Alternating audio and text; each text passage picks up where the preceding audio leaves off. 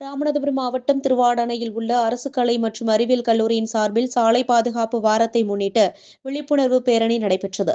கல்லூரி தாளாளர் முனைவர் பழனியப்பன் தலைமையில் நடைபெற்ற இப்பேரணிக்கு நாட்டு நலப்பணி திட்ட அலுவலர் முனைவர் மணிமேகலை முன்னிலை வகித்தார். சாலை விதிகளை பின்பற்றுவதன் அவசியம் குறித்து பொதுமக்கள் மற்றும் வாகன ஓட்டிகளிடையே விழிப்புணர்வு ஏற்படுத்தும் வகையில் இப்பேரணி முன்னெடுக்கப்பட்டது.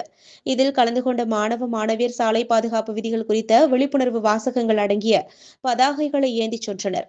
பேரணியானது முக்கிய வீதிகள் மற்றும் பேருந்து நிலையம் வழியாக சென்று 4 ரோடு சந்திப்பை கடந்து உள்ளூர் கோவிலில் நிறைவடைந்தது.